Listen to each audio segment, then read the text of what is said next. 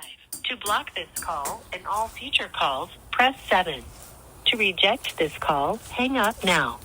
You may begin speaking now. Hello, welcome to Convict Inc. I'm your host, Robert Rosso. It is Monday, October 21st.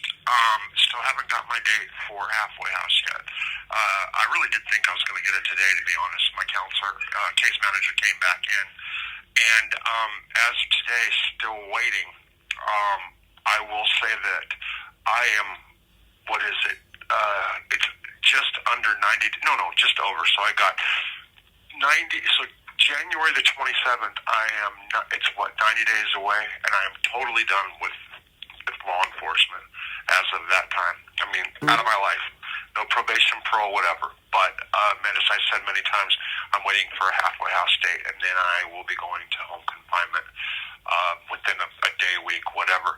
Other matters, I have a civil suit going against members of the Washington County Detention Center for an incident that took place on February the 12th of this year, in which I was refusing to go to court over protesting over a court shave, peacefully protesting.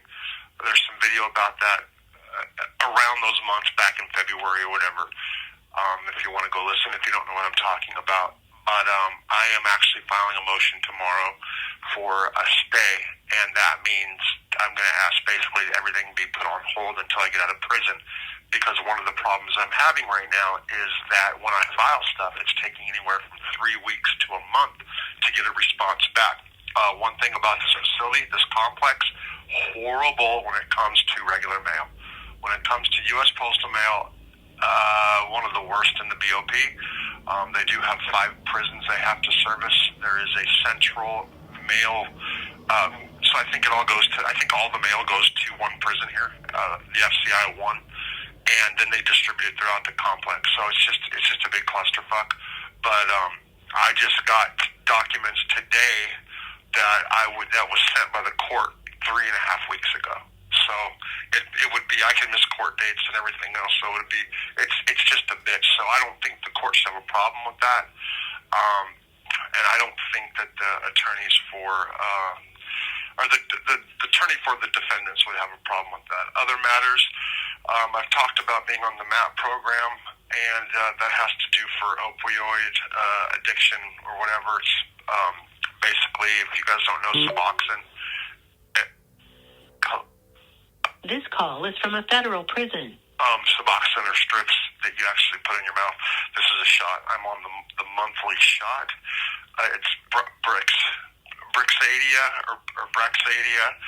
And I had that today. And, what it does is, and I've said this before, for anybody that's ever taken Percocets, hydrocodone, oxycodone, whatever, you get that warm, fuzzy feeling when you take it, the one that you like. Then you get, burnt out and Well, when you get the shot, it makes you burned out and and it goes on and off. It'll just be sitting there during the day, and I feel wiped out. I'm going to go ahead and stay with this program. I'm going to give it, 6 months or so, even after I'm out. I mean, it's just one shot. I can say that there's not, no cravings or something, but I really wasn't having much issues with it before. I did it as a preventative measure, but whatever. I'm going to give it that. I attribute that to a YouTuber by the name of James Pierce used to tell me to give Suboxone a chance. So we'll see. And all I got to do is not get the shot. If I want to stop when I get out and go through that withdrawal or whatever you want to call it, whatever. But otherwise, that happened. Also, I did a YouTube a couple of years ago about Carmine Persico.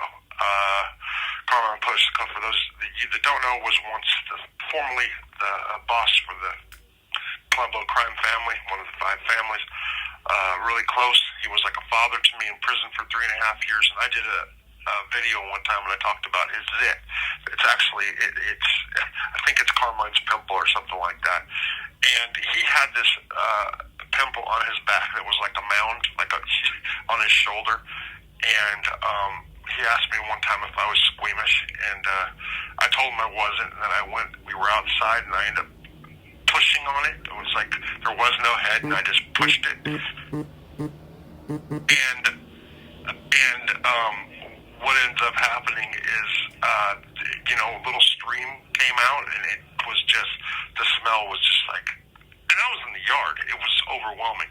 Well, right after I put that video out, I mean, I'm talking within a month or two, I ended up getting one on my back, actually lower. His was up on the shoulder. And somebody that I used to know used to love, one of her favorite things was, I don't know if it was one of her favorite, was popping it. And I wish I had her here today for this because I have it. It's back. And I'm going to tell you something. It's like a rock on my fucking side, and I can't believe it.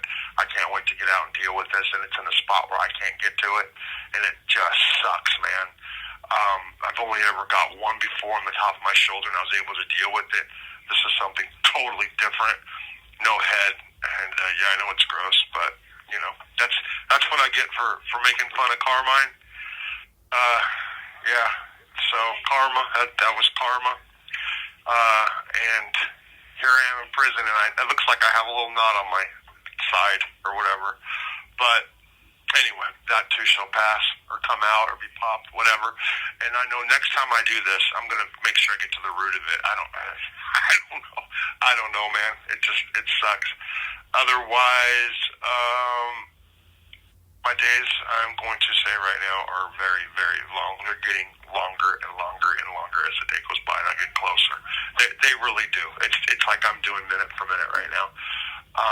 I even had suicide watch today, where I go sit and watch somebody who tried to kill themselves, which I'll be talking a lot about. And yeah, it's just the day's dragging so fucking so hard, so long right now. And I will say that I'm having dreams about working in the mattress factory for some freaking reason. This keeps happening. I mean, probably 5 within the last month. I worked at a mattress factory in Fort Smith, and I actually like the job, and it's waiting for me if I want it.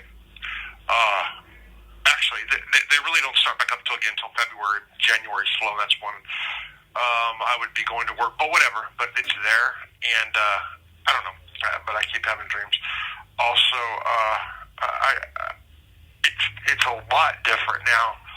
Last time I was spit out, I didn't know what I was going out to. I had all the these thoughts, hopes, and dreams that were totally, the expectations were totally different from what I had imagined.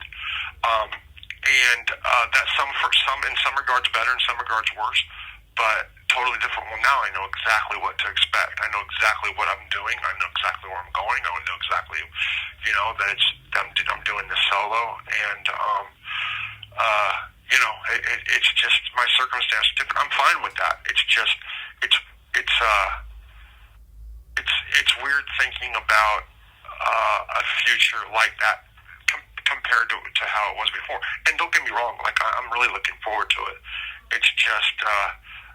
For example, I remembered having panic attacks in crowds and stuff, and I pretty much stay out of the chow hall here as much as I can, and it's because of anxiety around crowds and stuff.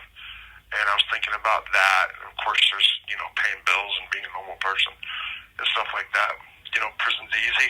It's fucking no place I ever want to come back to. I can say that with certainty these days. But this is easy compared to the outside. This call is from a federal prison. I'm looking forward to getting out and doing it. But there's that little seed in my head, just that kind of starts getting me anxious. Take care. Thanks for your support. Bye.